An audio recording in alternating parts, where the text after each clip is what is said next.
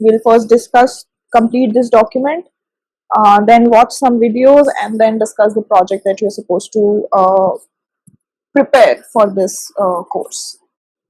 All right. So let's begin with this document. So as I said, हमने last class में बात करी थी expenditure documents तक. Today we are going to start with the receipts document, and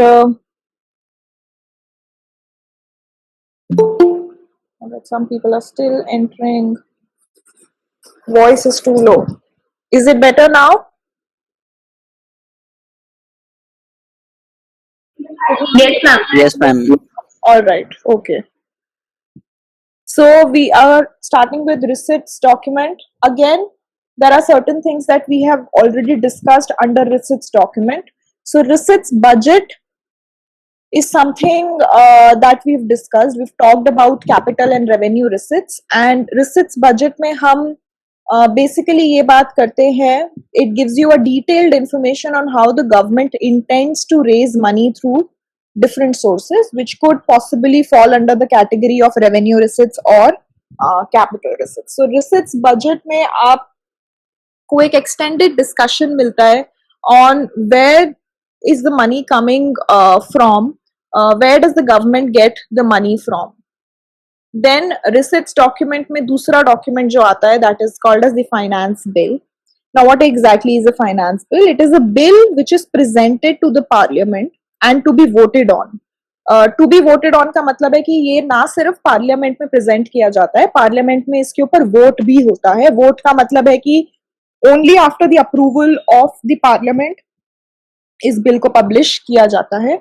इस bill का content क्या होता है? This bill contains various legal amendments to bring into effect the tax changes proposed by the government.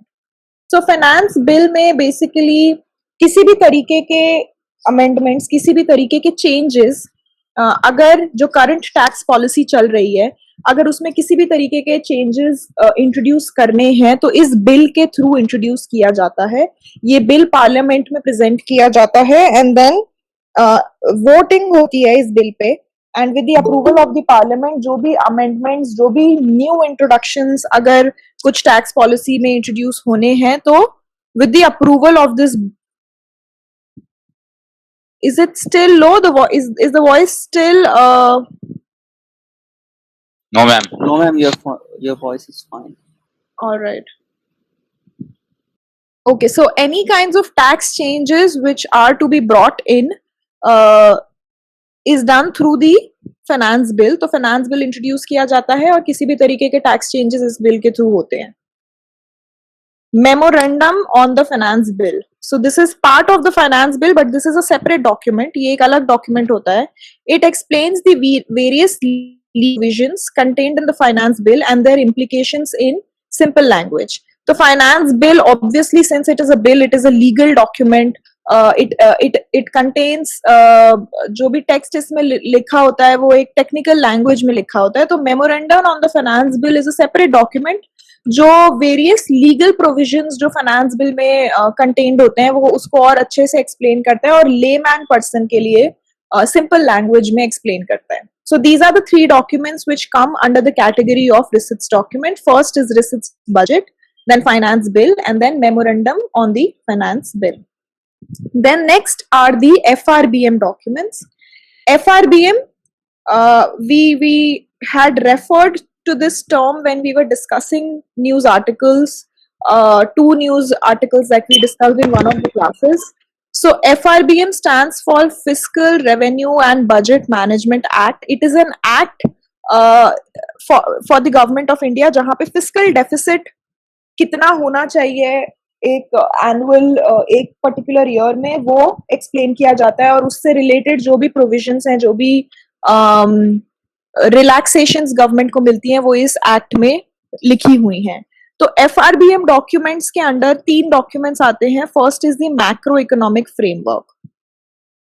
This document explains the government's assessment of the growth prospects of the economy.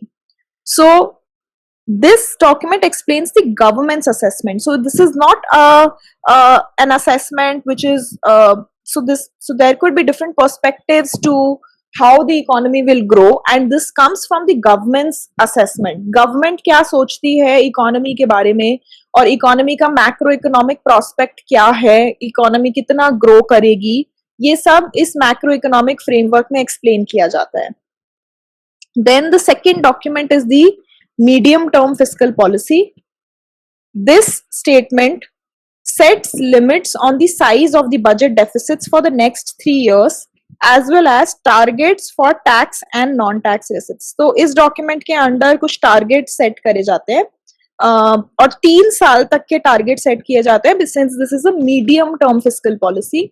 सो इस policy के under it is a statement जहां पे आपको next 3 year का budget deficit कितना target होना चाहिए. Actually में कितना होता है that is a different aspect, but इस डॉक्यूमेंट में हम टारगेट सेट करते हैं कि इतना टारगेट हम सेट कर रहे हैं for the budget deficit for the next 3 years. You also set targets for taxes and non-tax receipts कि आप कितना रेवेन्यू कलेक्ट करोगे for the next 3 years, both tax receipts and non-tax receipts. Then the third document is a fiscal policy strategy. This is a statement which explains the government's efforts to follow sound fiscal policies and reasons for any departure from the targets set by it for deficits under the FRBM Act. So fiscal policy strategy is a document which explains कि government क्या-क्या efforts कर रही है to follow sound fiscal policies to make sure that the government doesn't exceed the fiscal deficit limit. So there is a certain limit जो FRBM के under state करी जाती है, और अगर गवर्नमेंट उस डेफिसिट से डिविएट हो रही है, उस डेफिसिट को कवर नहीं कर पा रही है, उतना नहीं टारगेट मीट कर पा रही है, तो उस डिपार्चर के क्या रीजन है ये इस डॉक्यूमेंट में एक्सप्लेन किया जाता है. और ये भी एक्सप्लेन किया जाता है कि गवर्नमेंट ऐसे कौन कौन से स्टेप्स उठा रही है जिससे गवर्नमेंट मेक श्योर कर रही है कि वो अपना फिस्कल पॉलिसी को अच्छे से फॉलो कर रहे हैं. और फिस्कल पॉलिसी को अच्छे से फॉलो करने का मतलब है कि आपका डेफिसिट मेंटेन्ड है, and if at all there is any departure, then what are the reasons and how does the government intend to solve those departures. कि अगर फिस्कल डेफिसिट बढ़ता जा रहा है तो उसको कैसे काउंटर करेगी गवर्नमेंट, उन सबके रेजोल्यूशंस इस स्टेटमेंट में लिखे होते हैं, which is a fiscal policy strategy. So 3 documents under the FRBM category are the macroeconomic framework. General economy का क्या मैक्रो इकोनॉमिक सिनेरियो है, गवर्नमेंट का असेसमेंट क्या है, वो इसमें एक्सप्लेन किया जाता है. मीडियम टर्म फिस्कल पॉलिसी में कुछ टारगेट सेट करे जाते हैं for the next 3 years. These targets are on budget deficits, tax revenues and non-tax revenues. And fiscal policy strategy explains कि fiscal साउंड फिस्कल पॉलिसीज को फॉलो करने के लिए गवर्नमेंट क्या क्या स्ट्रैटेजी अडॉप्ट कर रही है, और क्या वो फिस्कल डेफिसिट मीट कर पा रही है जितना FRBM स्टेट करता है. अगर नहीं कर पा रही है तो क्यों नहीं कर पा रही है. Alright, next heading here is which of these union documents are the most useful for analysis of the budget. Now obviously बहुत सारे डॉक्यूमेंट्स हैं, आपने देखा कि जो बजट के साथ रिलीज होते हैं, लेकिन not all of them are very simple to understand. Budget अगर आप एक्चुअली में सारे डॉक्यूमेंट्स रीड करने बैठोगे तो बहुत सारी चीजों में आप स्टक अप हो सकते हो, because they might be written in a language which you are not comfortable with. तो ऐसा पॉसिबल है कि आप ढंग से बजट को ना समझ पाओ अगर आप एक एक डॉक्यूमेंट को पढ़ो. एज आई सेड कि finance bill could be more technical in nature and you might want to read memorandum on finance bill to understand finance bill. So ऐसे कौन से इंपॉर्टेंट डॉक्यूमेंट्स हैं इन डॉक्यूमेंट्स में से जो हमको रीड करने चाहिए so that we can analyse the budget properly. First is analysing expenditure by the union government. अगर यूनियन गवर्नमेंट का एक्सपेंडिचर एनालाइज करना है तो कौन कौन से डॉक्यूमेंट्स आपको पढ़ने चाहिए. बजट स्पीच आपको पढ़नी चाहिए. This is written in a simple language. ये आप सुनते भी हो जब फाइनेंस मिनिस्टर बजट रिलीज करते हैं. Budget at a glance, again it's written in a language जो हम समझ सकते हैं और हमें बजट एनालाइज करने में ईज होगा इसे पढ़ने के बाद. Then expenditure profile and expenditure budget. Then resource mobilisation को समझने के लिए कौन कौन से डॉक्यूमेंट्स पढ़ने चाहिए. रिसिट्स बजट पढ़ सकते हो और मेमोरेंडम ऑन फाइनेंस बिल पढ़ा जा सकता है. मैक्रो इकोनॉमिक एनालिसिस के लिए कि जनरली आपकी इकोनॉमी कैसे परफॉर्म कर रही है, क्या आगे के प्रोस्पेक्ट्स हैं, क्या पॉलिसीज हैं जो गवर्नमेंट सोच रही है कि वो फॉलो करेगी to make sure that the macroeconomic situation of the government is healthy. So you can read macroeconomic framework, which is the first document here under the FRBM documents. And budget at a glance में भी macro economy के बारे में discussion होता है, तो आप वो भी पढ़ सकते हो. And then you can read a medium term fiscal policy statement. So these out of the given documents here, जो यहाँ पे इतने सारे documents written है, उसमें से कुछ selected documents यहाँ पे mentioned हैं जो आपको help कर सकते हैं to understand the budget in a better manner, and which are the most useful for analysis of the budget.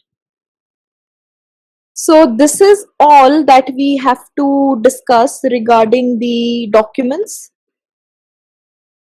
Moving ahead, the second annexure which we are supposed to cover, which talks about the union budget cycle.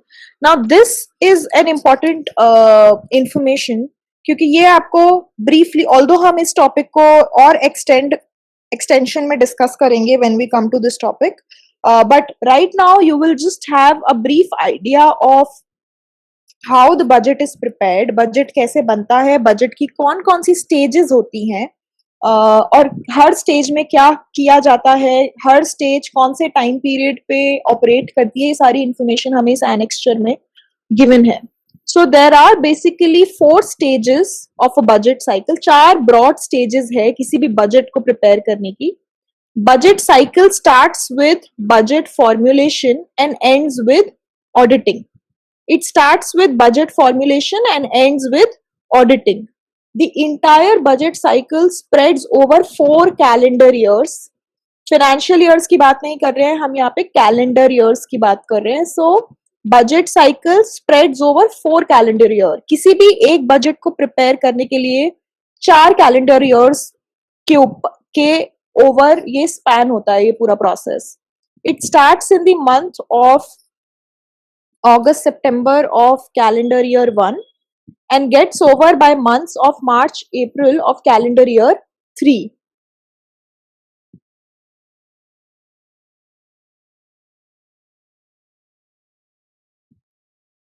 Right, so let's look at the first. So यहाँ पे जो आपको ये graph नहीं, ये जो भी figure आपको दिख रही है यहाँ पे, ये 4 पार्ट्स में डिवाइडेड है.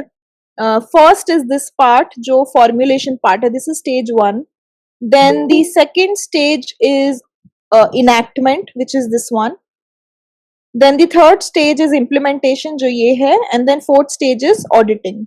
सो यहाँ से स्टार्ट होता है बजट का प्रोसेस, फॉर्मुलेशन से, फिर इनैक्टमेंट पे आता है, इम्प्लीमेंटेशन पे आता है, and then it finally ends with auditing.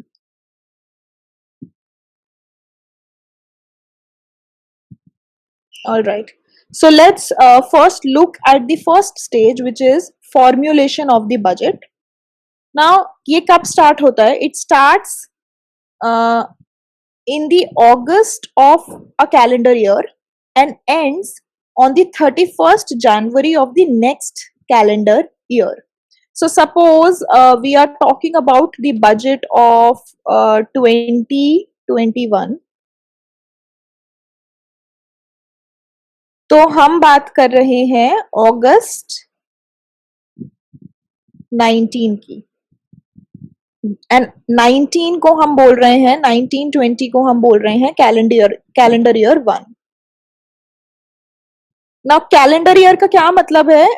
Calendar year का मतलब है जनवरी 19 से लेके दिसंबर 20 तक.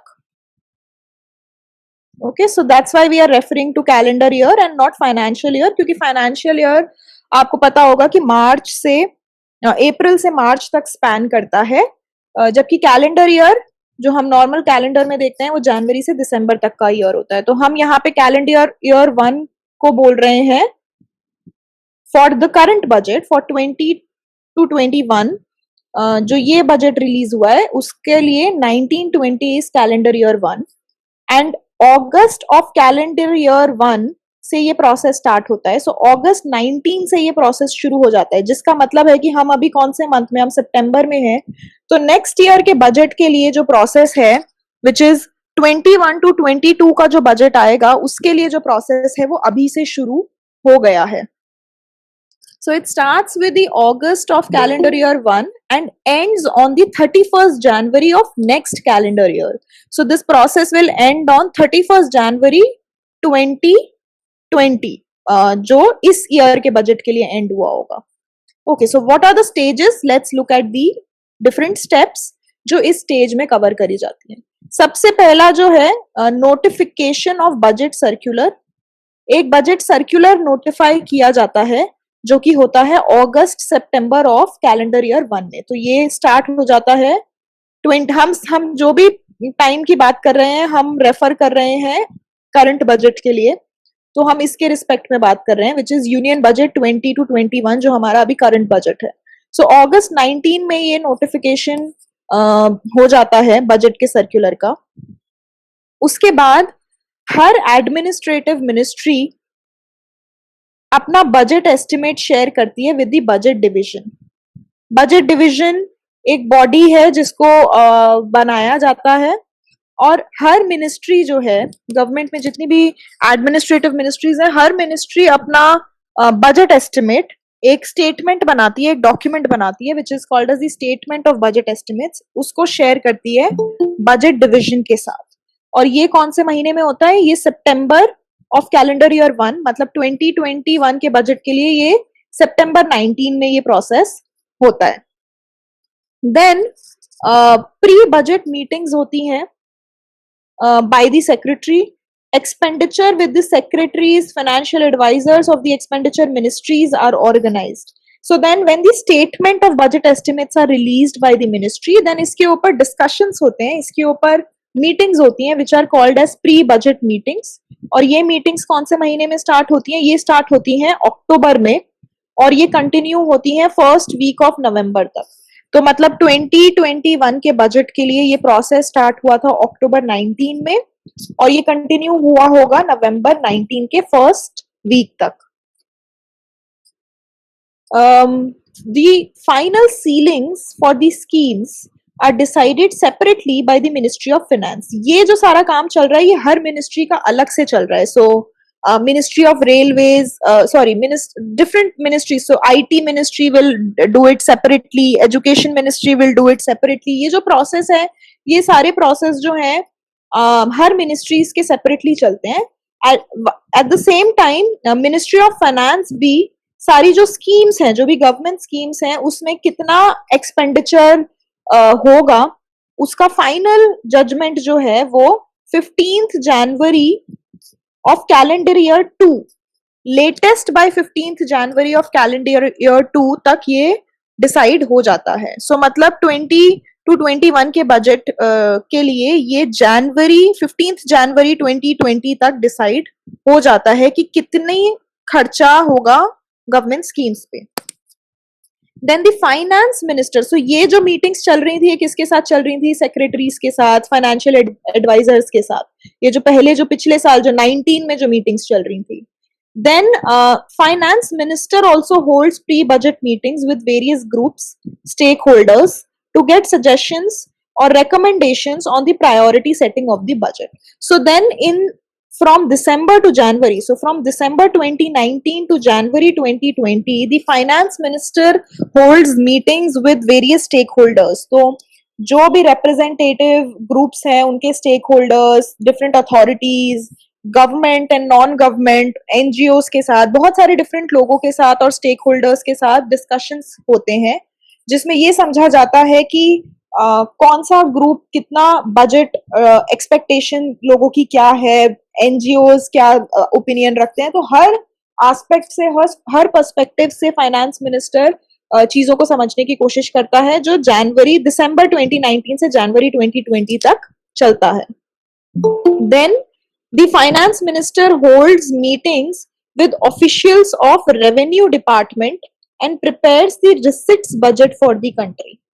फिर जनवरी 2020 में ही फाइनेंस मिनिस्टर जो है रेवेन्यू डिपार्टमेंट के साथ मीटिंग होल्ड करता है और रिसिट बजट प्रिपेयर किया जाता है जनवरी में of calendar year 2.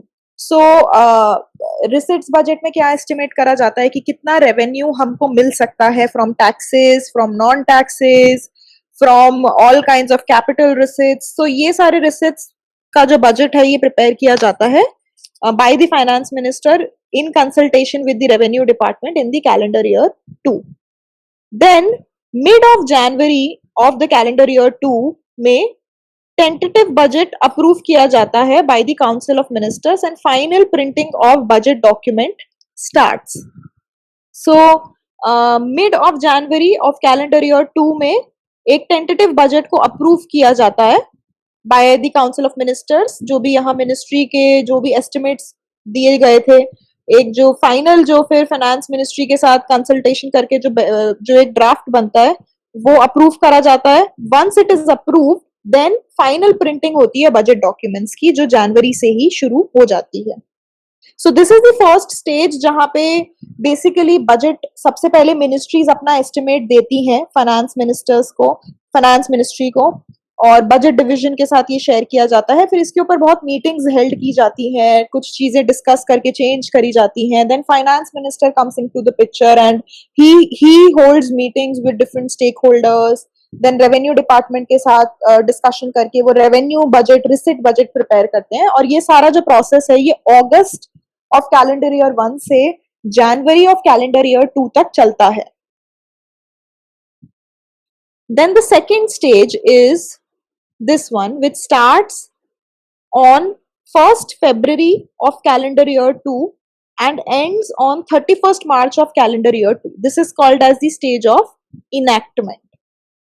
So first stage is called as formulation, formulate किया जा रहा है बजट को. Second is enactment, enact किया जा रहा है बजट को, implement किया जा रहा है, जो कि 1st February 2020 से शुरू होता है और 31st March of 2020 को खत्म होता है. कैलेंडर ईयर 2 जो है वो है 20 to 21, January 20 to December 21. So February 20 से March 20 तक ये प्रोसेस चलता है. इसमें क्या होता है, सबसे पहली चीज जो बहुत इंपॉर्टेंट, जो पब्लिक के लिए बहुत इंपॉर्टेंट चीज है, ये सारा जो प्रोसेस चल रहा था ये डिपार्टमेंट्स में, मिनिस्ट्रीज में आपस में चल रहा था. फाइनली 1st February को जो फाइनेंस मिनिस्टर है वो पार्लियामेंट में बजट प्रेजेंट करते हैं. सो इस साल का बजट भी February 2020 में रिलीज हुआ था. हर साल February में ये बजट रिलीज किया जाता है. Then the FM, the finance minister, introduces the appropriation bill and finance bill in the Lok Sabha. फिर ये फाइनेंस बिल हम पढ़ चुके हैं क्या होता है. ये दो बिल जो है ये प्रेजेंट किए जाते हैं.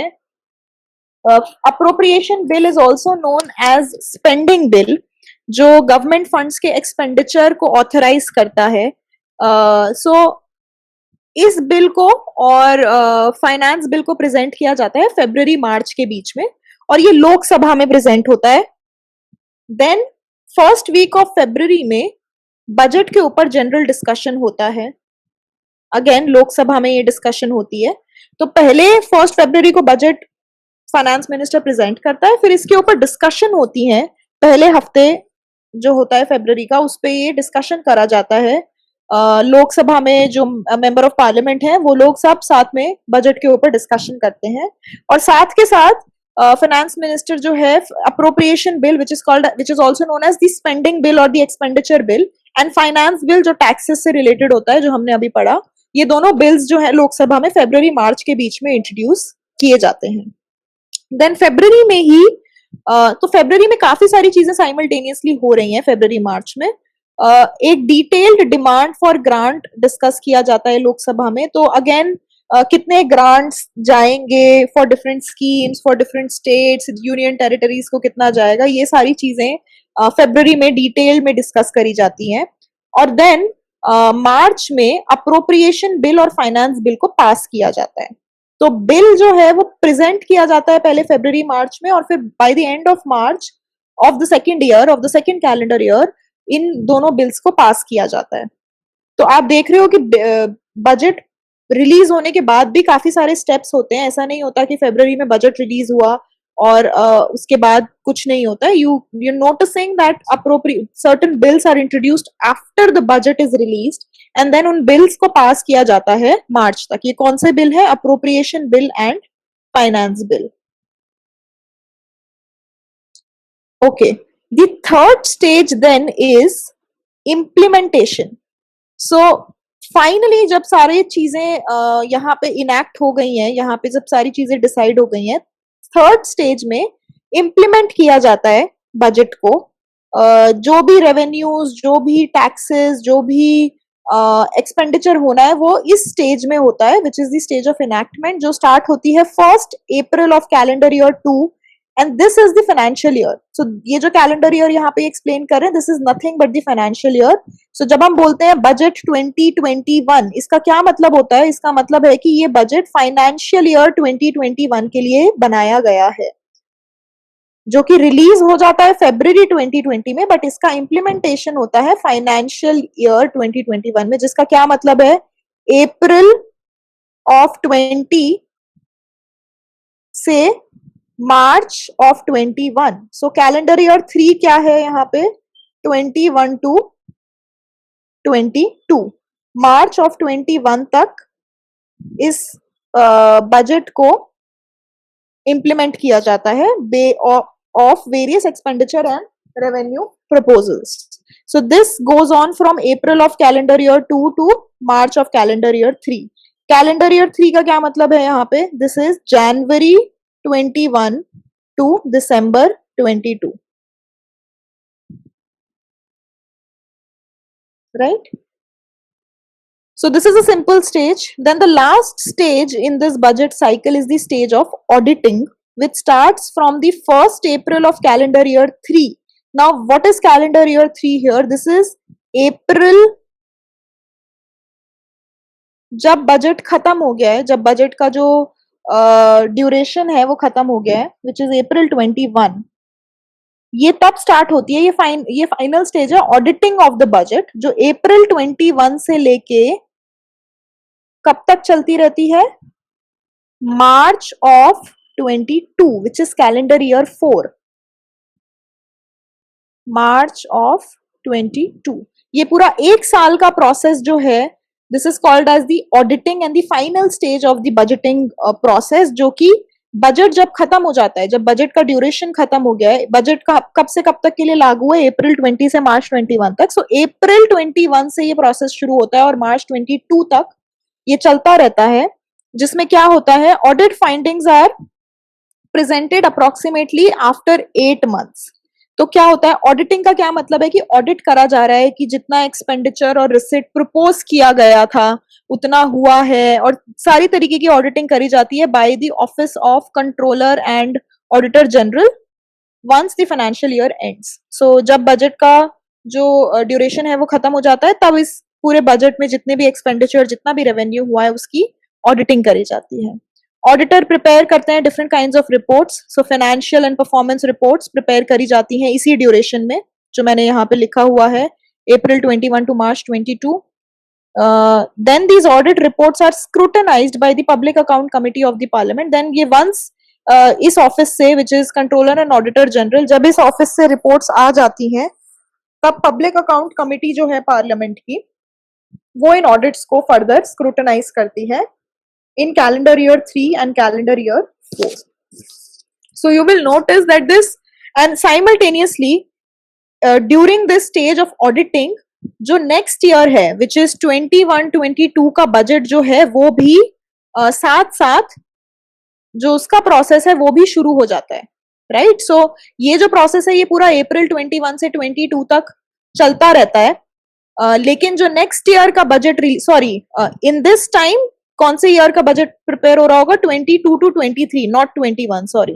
22 to 23 का जो बजट है उसका प्रोसेस शुरू हो जाता है, क्योंकि आप जानते हो कि वो पिछले साल के अगस्त से ही शुरू हो जाता है. तो आप बहुत सारे ओवरलैप्स यहाँ पे देखोगे कि हर महीने में 2-3 चीजें साथ साथ हो रही हैं, और ये ऑडिटिंग वाला जो स्टेज है, ये लास्ट स्टेज है, जो कि पोस्ट एनालिसिस हो रही होती है बजट की.